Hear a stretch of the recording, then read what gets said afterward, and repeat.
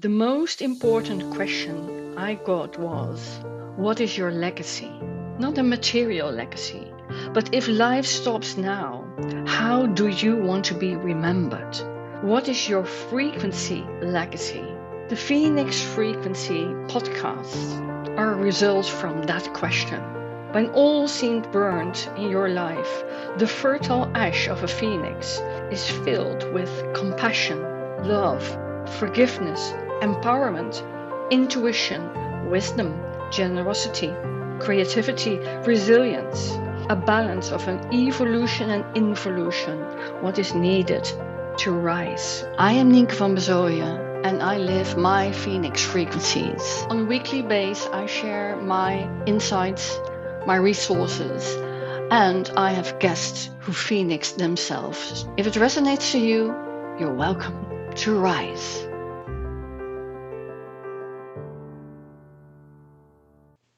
Welcome to the Phoenix Frequencies. Are you aware what makes your life's engine run? Anger, hate, upset, blame, judgment, righteousness can fire you on, and in small doses can be a kickstart for you. But with the adrenaline, it really can get you on fire. But it also can create the cortisol, the stress hormone, and it will burn you down in the long term if it's not balanced. But how do you balance it all?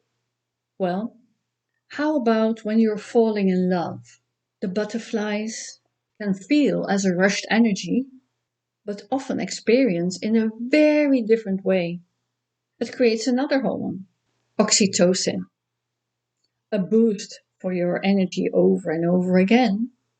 But after the first love rush and the always restless butterflies, love can balance out, becoming a solid burning fire, sometimes high, sometimes lower, but the fire keeps us warm. Love from the heart. Whenever we feel lower in our energy, receiving true love can keep us going. Appreciation from others can be helpful, but love can be the pedal on your spinning wheel that keeps it going round and round. Even without a lot of social interactions, we can bring that pedal of the spinning wheel moving with self-appreciation, self-acceptance based on love. Even as quick, we can put a brake on by self-judgment. How many times do you speak very kind words to yourself? That can be scary. And sometimes a loved one can restore to help that love. Like stopping at a gas station for your fuel. There's nothing wrong with that. It's a very helpful social thing. But how would it be for you if you can become self-supporting, influence your mood with different hormones? The love hormone of oxytocin is very positive and helps you. But you can also find your dopamine, the rewarding hormone for a positive feeling. You don't need chocolate or other sweets for that. Honestly, you can do it in another way for yourself too. And moving and exercising will give you dopamine and softens your pain. So it's helpful to be aware of these hormones and just start using them. But one thing is for sure, the hate and the anger will push it down. All these hormones rule your body, neurotransmitters, bridges to fuel for your brain and for your heart and body alignment. And you can become your own paddle in the pond, rippling out what supports you in your hormone system for the good with some simple tools.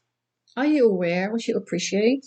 Well, you can just create 3 things a day on a list for yourself to become aware what you appreciate. Keep it small.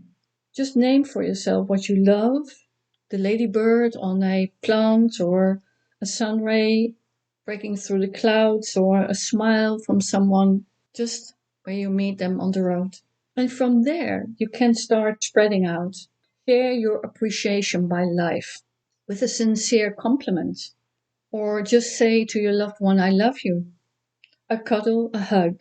But by starting the expression without an agenda receiving the same back. That's an inspirational frequency. When my gran was still alive, and she became nearly 99, I gave her for her 97th birthday the Golden Memory Book.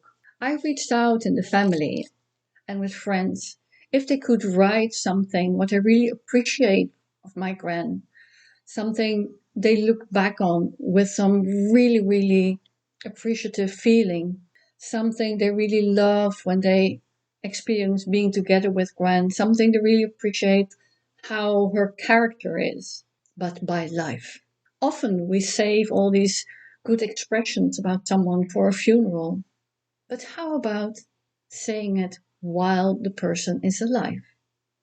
That's something you can start early. You don't have to wait for people to be in their 90s to start, like I could do with my gran. But what happened was a miracle, because the Golden Memory Book by Life I created made Gran's life fuel run. She would pick it up once or sometimes several times a day, just randomly putting it open, read a little quote or story from this loved one that I wanted to share with her. And it started like a movie in her head. She always says, I see that memory as well. I so much can just travel there and lose myself for hours in the good memories. At that age, she wasn't able to come out of bed any longer. But still, she enjoyed it so much. So it's a beautiful thing to share that appreciation and love with your loved ones while they're around. The Golden Memory Book was a real good help. And although my gran passed away, it became a source of fuel for me too. Just looking back with the joy and love and genuine care I created it with, but also the shares we had together, my gran and I, when we were speaking together. Sometimes she would just grab the book and we go over it together, creating good memories. I look back at it with a lot of love. So what are you waiting for? To balance your hormone system? Are you waiting for hate and anger or judgment? Because that won't support you at a long time after all. You don't need righteousness there.